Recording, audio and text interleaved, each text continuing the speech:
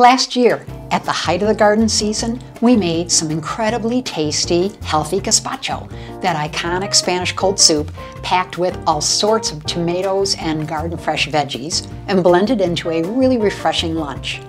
Today, we're going to make Salmorejo, another healthy Spanish classic that celebrates the incredible essential flavor of really fresh vine-ripened tomatoes, blended together with a little day-old bread to make it extra creamy, extra virgin olive oil to make it extra healthy, a touch of garlic, a bit of salt, a splash of sherry vinegar, and top it all off with a protein punch of hard-boiled eggs and a little bit of ham. So grab the freshest, most flavorful tomatoes you can find, and let's get started. I want to remove as many of the seeds as I can. Put your hands in and just take that out. Remove the core, chop it up rough, and we'll start putting this directly in the blender.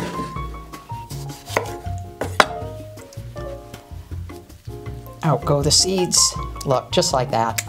Really simple. So now I'm simply going to strain the juices right into the blender. Our next step is to take 2 cups of dry day-old bread and add that to the blender too. And this gives the soup a nice texture and a really nice flavor if you're using good bread. And that's enough. So don't forget, save all this bread, put it in a toaster, put it in the oven, dry it out, and you'll have breadcrumbs for another classic Spanish dish, migas. The next simple part is adding our teaspoon of sherry vinegar, half a cup of water, 2 garlic cloves. Everything's in the blender and ready. Turning it to a low speed. Turn it on.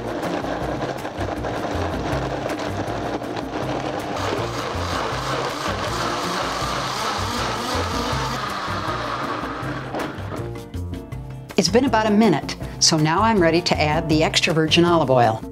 I'm going to start it on a slow speed, and then remove the cap and gently pour the olive oil in.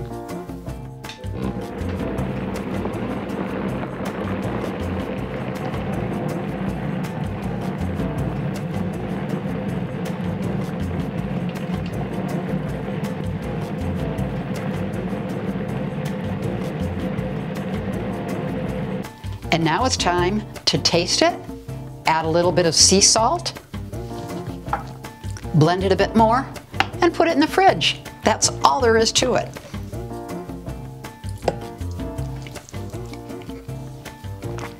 This is so nice and creamy.